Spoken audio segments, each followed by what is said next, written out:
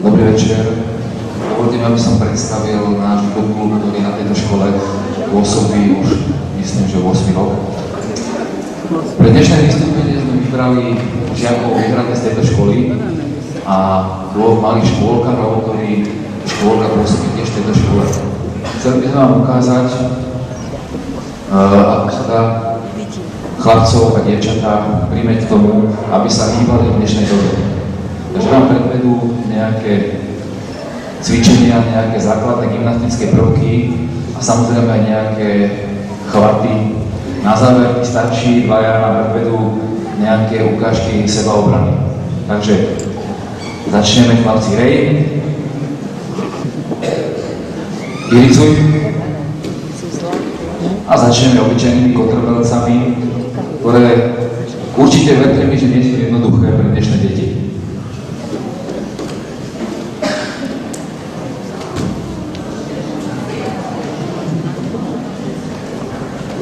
Maličký Kupko a Via sú do škôlky, ešte nechodia do školy, majú 5 rokov. A starší chalani už cvičia, jeden 7 rokov a druhý myslím 3 roky. Je to 6 a 7. Je to školka tá babulka. Teraz ukážete nám páť dozadu. Tak to všetko. Veľmi dôležité v jude je naučiť sa padať, čo sa oplatí napríklad pri hre na ulici, že sa deťom, dá sa povedať, nič nestane.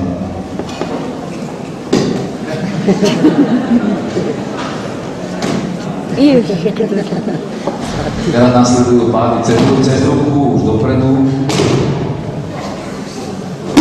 Môžete aj porovnať, kto koľko trénuje, ako dlho, podľa toho, ako vidíte, cvičia. Podotýkam, že tí najmenší chodia iba 1 rok.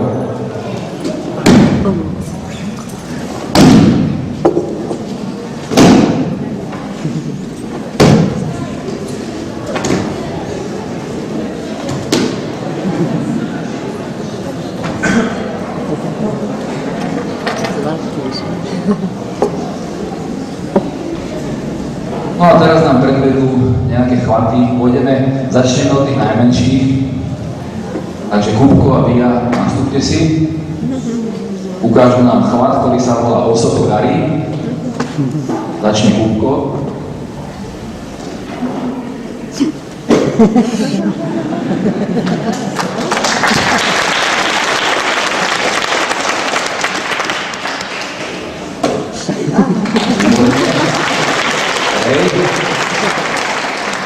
Zapnete si. Teraz chlapci starší o niečo.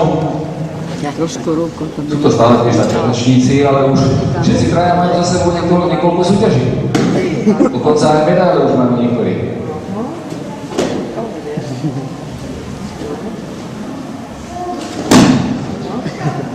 Tento chvat sa volá Osoto Gari, to samozrejme chvat, ktorý klasicky by sa dal povedať podmietnutie nohou na podrazenie.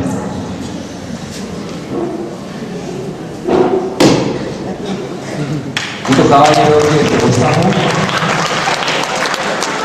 Ukážu nám iný chvat, ktorý sa volá Okoši, prehodenie supera cez bok. Tak šikovné, ne? To mi to nebolo. Hej.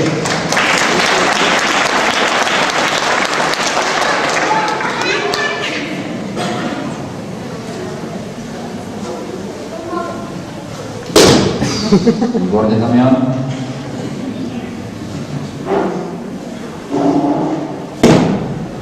Dobre. To je ten Damian, čo plakal. Tak to bude mať ťažké teraz.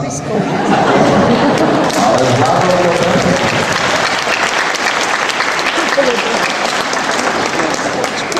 Ale videli ste, zvládol to perfektne napriek tomu, že super je ťažší od neho odol. Výborne.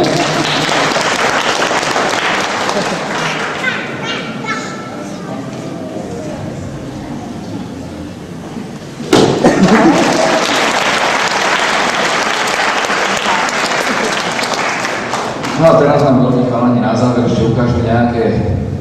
sebaopravné prvky, napríklad proti chyteniu vlasov za hlavu.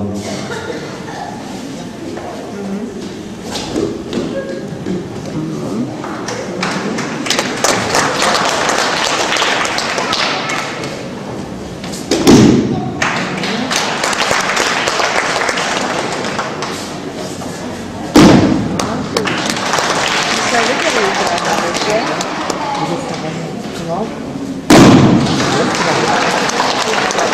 Hej, teda určite ďakujem. malo fakt.